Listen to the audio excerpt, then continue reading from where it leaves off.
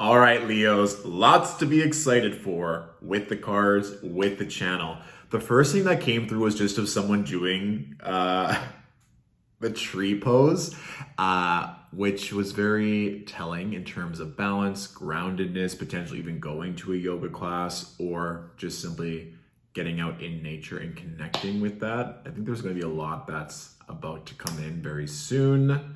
So to have that sense of calm or grounding presence in your life would be a great idea. And I also just want you to be careful of the words that you're saying in both good and bad. I think some of you might be ready to maybe pounce or let someone have it or kind of go in for the kill with that Leo mama bear ferociousness, whatever it may resonate for you as. I saw kind of like a jawbreaker, the candy in like the jaw of a lion, and it was like trying to bite down. It's like we don't want to bite down on that jawbreaker, just kind of like savor it, enjoy it. Maybe you want to double check, rethink things before you go in and negotiate or use your voice or your roar to your advantage. Remember, yes, Mercury's still in that retrograde.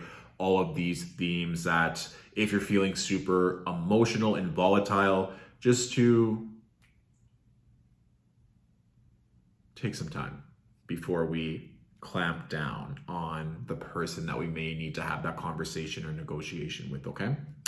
And then also purple kept coming through a lot. So intuition, potentially adorning ourselves in purple or being near purple flowers or just imagining ourselves surrounded by purple light would be nice. Or if you have amethyst around you, whether it's on your desk or on your person, that would be a really nice vibe as well, okay? So, oh yeah, I was also gonna bring up the fact that we have Jupiter and Mars in Aries, a fellow fire sign, and Gemini is an air sign. So there's just a lot of really nice energy supporting Leos this season.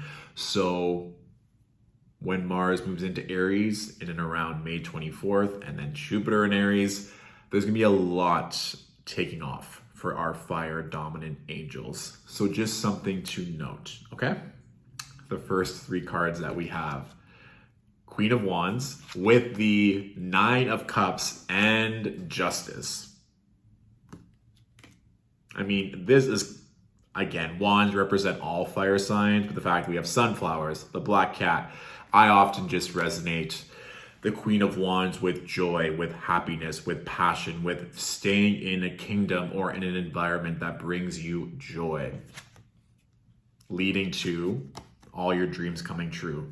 That Nine of Cups energy really is known as the pip card or accomplishments or trusting that when you're in these spaces where you can be a leader or be around positive people, that everything just gets to flow in, which is such a Leo energy anyway.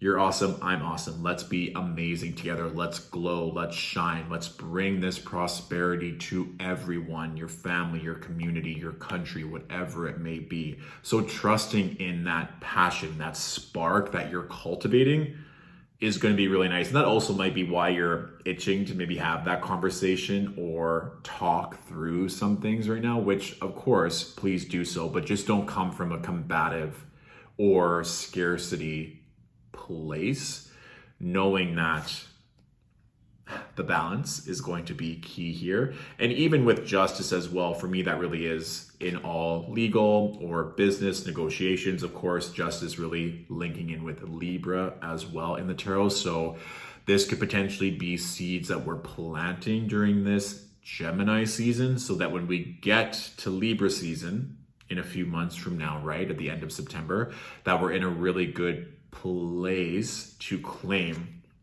those blessings. That's also a good place to ask yourself right now, Leos, are we thriving? Are we cultivating that joy? Are we putting ourselves in positions to radiate and potentially even to be seen, right? I mean, this is a lot of yellow, even in the Justice card, which is that solar plexus energy or just happiness. So that's just something I want us to examine across the board. I think some of you also are going to be traveling or moving potentially. Even the notion of the Six of Swords is things are going to get better. We don't have to fear that if we're not there yet or things haven't culminated the way that we want, that it's not going to happen. I think some of us are also in our heads, potentially in our heads around finances or money or the potential for money. And I'm also glad that, like, as my fingers are closing, it's like, boop, We know that that money is coming. We just need to get out of our own way, which we know the only person really standing in our way is ourselves 99% of the time.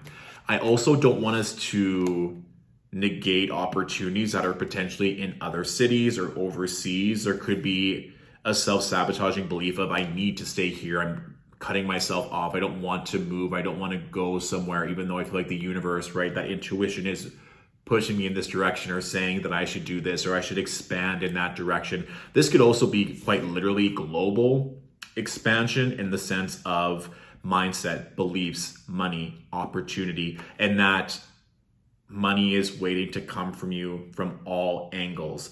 And this is just something as well, the Seven of Swords. Yes, it can sometimes be individuals in our life, but in terms of, I think, given that the strong energy of the Six of Swords is that things are getting better, moving on in a positive way, that sometimes we just get in our own head of like, oh, this just seems too easy. There has to be some kind of snafu or something. I have to be prepared in case it goes wrong. I need to save my money in case this investment or this opportunity doesn't pan out the way I wanted to. And we can just maybe say like, maybe we suffered enough, or maybe all of our hard work gets to pay off, and all of these kind of legal or negotiations or opportunities are just going to lead to more benevolence and opportunity. And everything I've ever wanted in my entire life is coming true.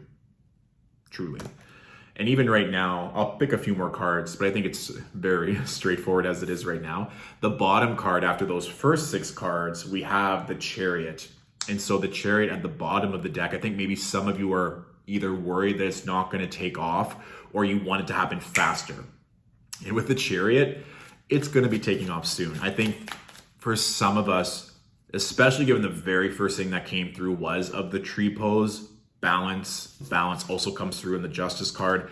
Grounding. I think some of us need to have greater stability physically, mentally, or spiritually before this next huge opportunity comes through. So I just want to reiterate that if you feel like you're ready for more, or you want more money, you want more opportunity, you want more love, are you doing those things every day to make sure that you are completely grounded, safe, mindful, tending to all of these things that you know are going to support you long term?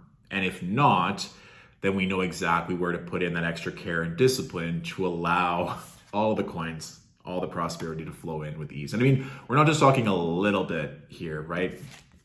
9 of Cups, Queen of Wands. Like, this is some major energy that we're calling in. And when that all flows in, the last thing that we need is to be unsure or doubtful or insecure of our own abilities and talents and beauty or whatever that may be, right? So we're gonna ask for 2 more cards, please. 2 more cards for Leos. Maybe an energy they can focus on this Gemini season or work with the Mercury retrograde. So 2 more cards for Leo, please.